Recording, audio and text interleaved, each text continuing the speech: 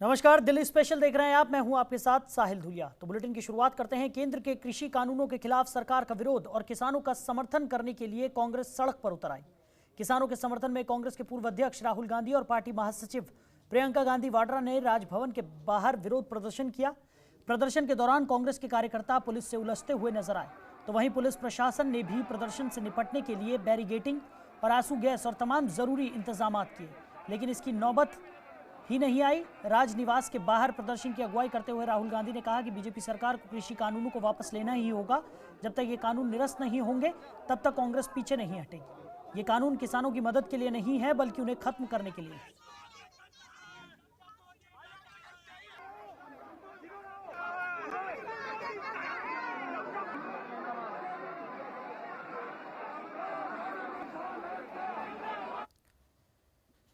वहीं विरोध प्रदर्शन के दौरान जनतंत्र टीवी के सहयोगी सूरज जायसवाल ने कांग्रेस नेताओं से बातचीत की। आप भी सुनिए क्या कुछ कहा उन्होंने। निवास का घेराव को राहुल गांधी के नेतृत्व में यहाँ पे हजारों कार्यकर्ता ने किया है। आइए हम हमारे साथ मौजूद है किसान नेता, इनसे बात करते थे कितना सफल रहा आयोजन। सर, आज का जो घेराव था कितना सफल रहा? देखिए, हमारा जो प्रदर्शन था ये बिल्कुल शांतिपूर्वक था और दिल्ली प्रदेश अध्यक्ष अनिल चौधरी जी के आह्वान पर था। ये हम लोगों ने शांतिपूर्वक किया। इसमें प्रियंका जी और राहुल गांधी जी भी आए और बड़े शांतिपूर्वक थे। देखिए, दिल्ली के अंदर जो केजरीवाल सरकार है और देश के अंदर जो मोदी जी की सरकार है, ये तानाशाही कर रही है। शांतिपूर्वक एक धरना प्रदर्शन भी हम लोग नहीं कर सकते। क्यों नहीं कर सकते? क्या हम लोगों ने आज से पहले कभी धरने प्रदर्शन के लिए रोका था? प्रोटेस्ट के लिए कभी नहीं। ये क्या है, हमारे देश के हर नागरिक का एक अधिकार है कि हम लोग अपना प्रोटेक्ट कर सकते हैं। सर, जैसा कि शांतिपूर्वक आपने कहा, लेकिन यहाँ पे बैरिकेड भी तोड़े गए और कुछ महिलाओं को, कुछ कार्यकर्ताओं को चोट भी लगी है। क्या कहना चाहते हैं? देखिए, चोट तो लगी है, बुरा हाल हुआ है। यहाँ पे अलकालंबा जी है, उनको चोट लगी है। अध्यक्ष साहब को भी हल्की फुल्की चोट आई है, युवाओं को भी यहाँ पे चोट लगी है। हम इसको शांतिपूर्वक करना चाहते थे, लेकिन दिल्ली के अंदर जो पुलिस है मोदी सरकार की, ये तानाशाही कर रही है। सर, क्या लगता है, जैसे कि बॉर्डर पे बैठे हो, क्या कुछ लगता है हल निकलेगा? बिल्कुल हल निकलेगा। हम लोग पूरी प्रयास कर रहे हैं, पूरा देश प्रयास कर रहा है। इस टाइम हमारा अन्नदाता खड़ा है देश के साथ में, और अगर नहीं करेंगे तो इसका और आगे चलकर अंजाम होगा बहुत बुरा। जी बिल्कुल, आपको बता दें यहाँ चंदगीरा मखाड़े से लेकर राजनिवास तक यहाँ पे कार्यकर्ताओं ने कुछ किया था राजनिवास की ओर, लेकिन इनको वहाँ तक जाने नहीं दिया और यहीं पे 3 बैरिकेड लगा के यहाँ पे इनका घेराव रोका गया था, लेकिन पहली बैरिकेड तोड़ दी गई थी। अब देखने वाली बात यह है कि क्या इसी तरीके से प्रदर्शन ही होते रहेंगे या किसानों के हित के लिए कुछ फैसला भी आएगा। सूरज जायसवाल, जनतंत्र टीवी, दिल्ली। वहीं 5 महीने के बकाया वेतन की मांग को लेकर दिल्ली के सिविक सेंटर में एमसीडी कर्मचारियों ने सरकार के खिलाफ जमकर नारेबाजी की। कर्मचारियों का कहना है कि हमें 5 महीने से सैलरी नहीं मिल पा रही है, जिससे घर चलाना मुश्किल हो गया है। सफाई कर्मचारियों ने सरकार को चेताते हुए जल्द बड़ा आंदोलन करने का ऐलान भी किया।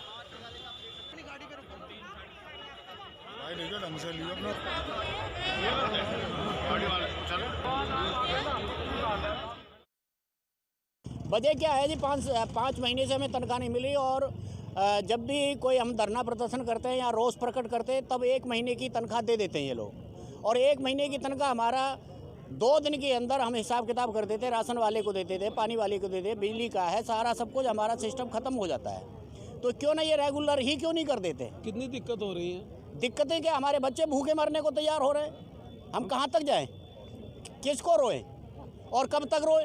ये रोज का इनका रोजमर्रा का ड्रामा है। वजह यही है, 5 महीने से सैलरी नहीं आ रही, 1 महीने की देते हैं, फिर 4 महीने की पेंडिंग में हो जाती है। हमारे घर में खाने पीने की परेशानी है, जो जमा जोखम था सब खत्म हो चुका है, लिहाजा हमें दिक्कत आ रही है। कितनी दिक्कतें आ रही घर में? घर चला घर में बच्चों की फीस जमा नहीं हो रही, घर में घरवाली मांगती है, लाओ जी राशन पानी भरो, कहाँ से लाएं? उधर दिल्ली सरकार ने आज नगर निगम कर्मचारियों के वेतन भुगतान के लिए 938 करोड़ रुपए का फंड जारी कर दिया। डिप्टी स्पीकर राखी बिरला ने कहा कि हमें निगाह रखनी होगी कि कहीं इन पैसों का भी नगर निगम पहले की तरह दुरुपयोग न कर दे।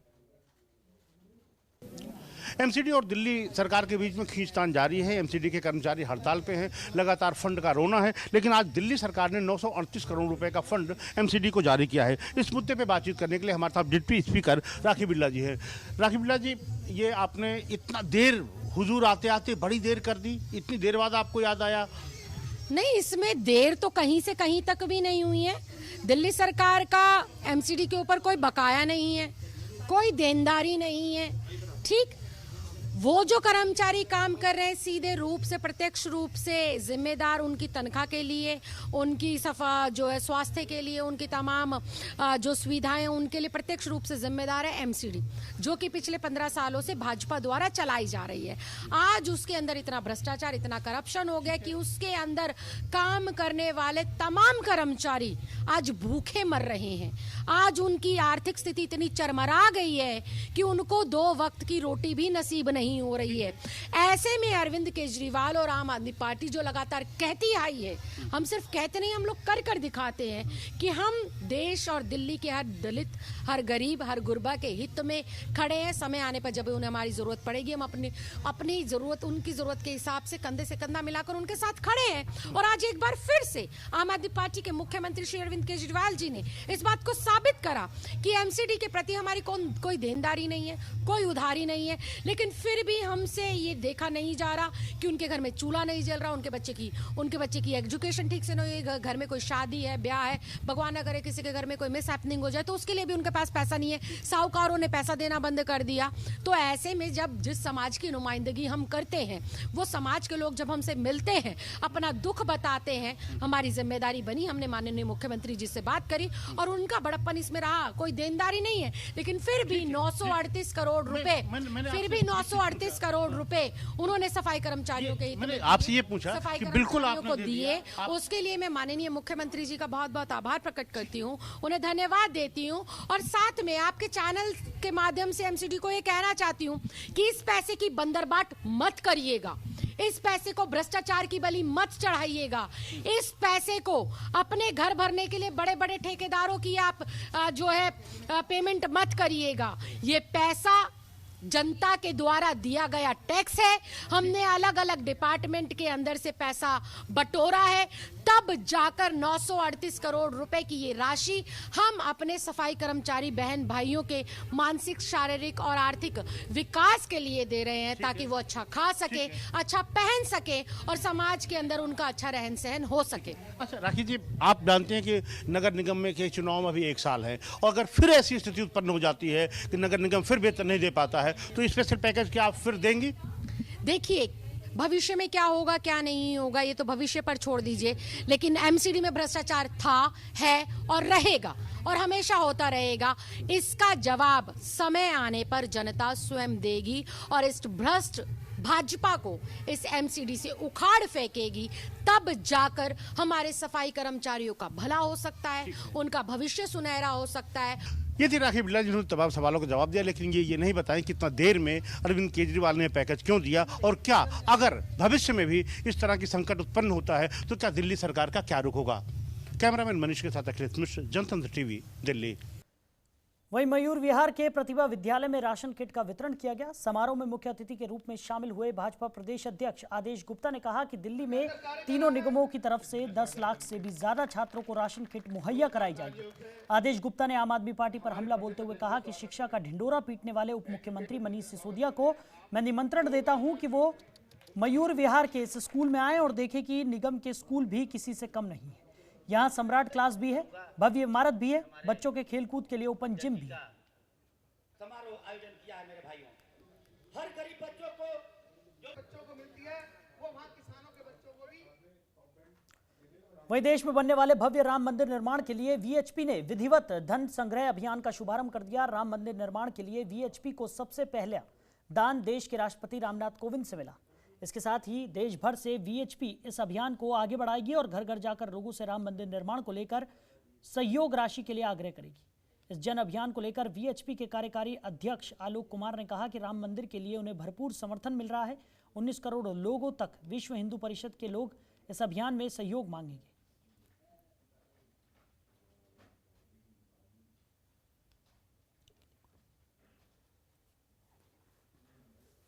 तो वीएचपी घर घर जाकर लोगों से ये धनराशि एकत्रित करेगी। आज से राम मंदिर जन अभियान का आरंभ कर दिया गया है।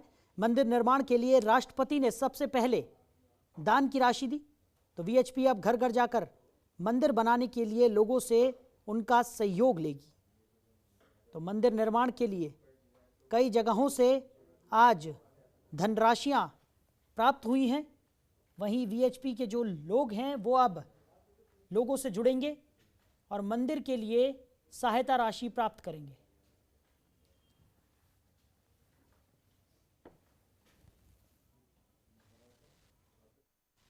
अयोध्या में भव्य राम मंदिर की नींव पड़ चुकी है और उसके लिए पूरे देश भर से सहयोग राशि इकट्ठा किया जा रहा है। हमारे साथ कार्यकारी अध्यक्ष आलोक कुमार जी हैं। आलोक जी, आज आप राष्ट्रपति जी के पास गए थे सहयोग लेने। विश्व हिंदू परिषद राम मंदिर के नाम पे पहले भी उसके पास बहुत धन एकत्रित है, तो ये क्या मुहिम, आप क्या पैसे की कमी है कि आप इसको जन जागरण अभियान के तहत ला रहे हैं? ना पहले गए थे ना आप जा रहे। माने विश्व हिंदू परिषद इकट्ठा कर रही है, ये सच है, पर पहले राम जन्मभूमि न्यास के लिए किया था, अब श्री राम जन्मभूमि तीर्थ क्षेत्र के लिए कर रहे हैं। ठीक है। ना पहले कमी थी ना अब कमी है। जो पहले इकट्ठा किया था उससे कार्यशाला में खंबे बनाए, जो बच गए वो हमने श्री राम जन्मभूमि तीर्थ क्षेत्र को सौंप दिया। ठीक है। और अब पूरे देश में जाएंगे, 5.25 लाख गांवों में जाएंगे, 13 करोड़ परिवारों के दरवाजे खटखटाएंगे और ये राम जी का काज है, कोई कमी नहीं पड़ेगी। ठीक है सर, जो आपको जाना पड़ा, आपको क्या लगता है जाने की आवश्यकता क्यों पड़ रही है? राम मंदिर के लिए जिन लोगों को समर्थन देना होगा वो आपके पास आके दे देंगे, जिनको समर्थन देना था उन्होंने सोने तक की ईंटें दी, तो फिर ऐसा नहीं लगता कि इस पूरे राम मंदिर को आप एक बड़ी उपलब्धि के तौर पर ले जा रहे हैं और कहीं इसका राजनीतिक फायदा हो जाए? हमको तो चुनाव वगैरह लड़ना नहीं है, जिसको आना है आके दे जाए, ऐसा राम जी ने भी नहीं किया। शेड्यूल्ड कास्ट और शेड्यूल्ड ट्राइब्स के लिए उन्होंने अयोध्या में सम्मेलन नहीं बुलाया, विज्ञान भवन में चर्चा नहीं की, उन्होंने अपने राजसी वस्त्र उतारे, खड़ाऊ भरत जी को दी, तापसी वेश में नंगे पांव जंगल जंगल पहाड़ पहाड़ सबके पास गए। वो थे राम। सारे समाज का मंदिर है, झोपड़ी वाले का भी मंदिर है, इसलिए सबके पास जा रहे हैं। कितने लोगों से आप कनेक्ट करना चाहेंगे और कब तक ये आपका अभियान चलेगा? वो चेक दिखा दीजिए जो राष्ट्रपति जी ने आपको दिया है। जरूर। 13 करोड़ परिवार माने 65 करोड़ लोग, दुनिया का सबसे बड़ा अभियान होगा। 5.25 लाख गांवों में इतने लोगों से हम साधन इकट्ठा करेंगे। ठीक है सर, 140 करोड़ के देश में ये जो संख्या आप बता रहे हैं, और अगर वो राम का मंदिर है, राष्ट्र का मंदिर है, तो संख्या कम नहीं है।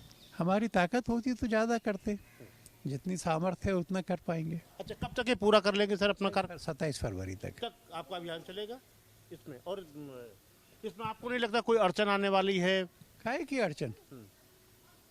संघर्ष का समय समाप्त हो गया तो निर्माण की वेला है, सब मिलकर सहयोग कर रहे। ठीक है, और आपको उम्मीद है कि पूरा जितना आपकी उम्मीद है उससे ज़्यादा आपको सहयोग और समर्थन मिलेगा? जितना चाहिए उतना आएगा, आपसे भी मांगेंगे। तो ये आलोक कुमार जी, इनका साफ तौर पे कहना है कि अयोध्या में राम मंदिर निर्माण के लिए किसी तरह की कोई बाधा नहीं है, जो बाधा थी खत्म हो गई है और अब वे सिर्फ मंदिर निर्माण के लिए सहयोग राशि इकट्ठा कर रहे हैं। कैमरामैन मनीष के साथ अखिलेश मिश्र, जनतंत्र टीवी, दिल्ली। खबरों के निष्पक्ष विश्लेषण के लिए सब्सक्राइब करें Jantantra TV and press the bell icon. Never miss any update.